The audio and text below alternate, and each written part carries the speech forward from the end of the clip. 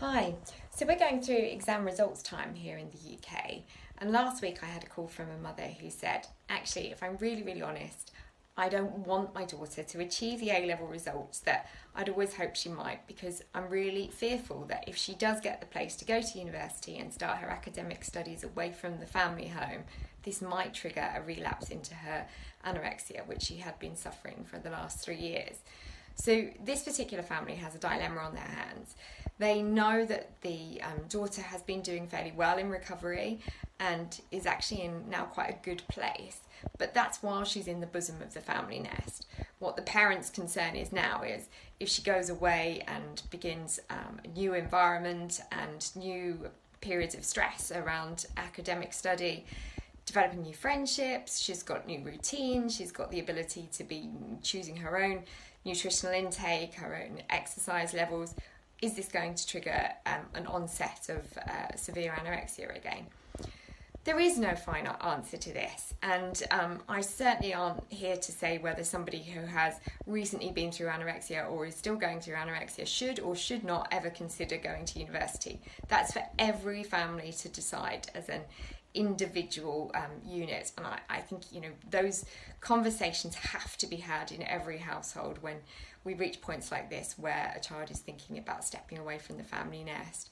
But I can see the dilemma. I can see why it does become so difficult. What I would say is a couple of things. I would say if that young person feels that they're at a sufficient place in their recovery, and you as the parent, the family network, if you feel that actually you're sufficiently comfortable that the recovery has been significant in recent times, and yes, okay, we should at least give a try of starting this academic journey at university, I would say make sure you do your homework. So get in touch with the university. Don't disassociate the young person from doing this too. So it's a collaborative exercise of parents and the young person.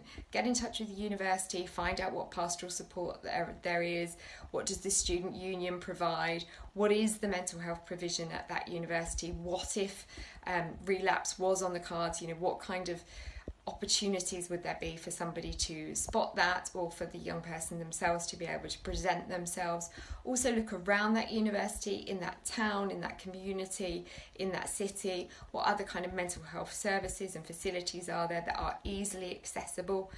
Do that homework, do that research piece. It will give you a great deal of comfort and clarity around what might exist. Have conversations all the way up to going away from home. What is your kind of day-to-day plan around shopping, eating? What can we do to help make that better for you? Would you like a weekly, monthly visit from members of the family? Do we have other members of the family who live closer by? Would it help you to have regular visits to them? Would it help if you could come home once every 2 weeks, once every week?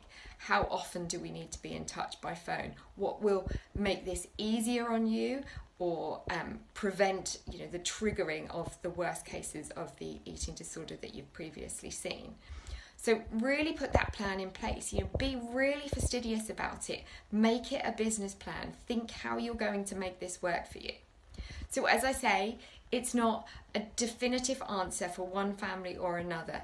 Others might say, actually, as much as the results are great, the opportunity is there, the recovery that that person has been through recently or is continuing to go through just doesn't feel like it is sufficient enough to now put this big new chapter in place and have that young person move away from home to start academic life.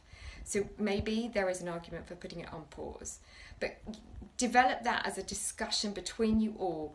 Come to a business plan that you feel is appropriate for that person's recovery and ongoing health journey. I'd love to know experiences of other people out there, of what they've done when the opportunity to go to university has come up at a point where recovery has been recent or is ongoing.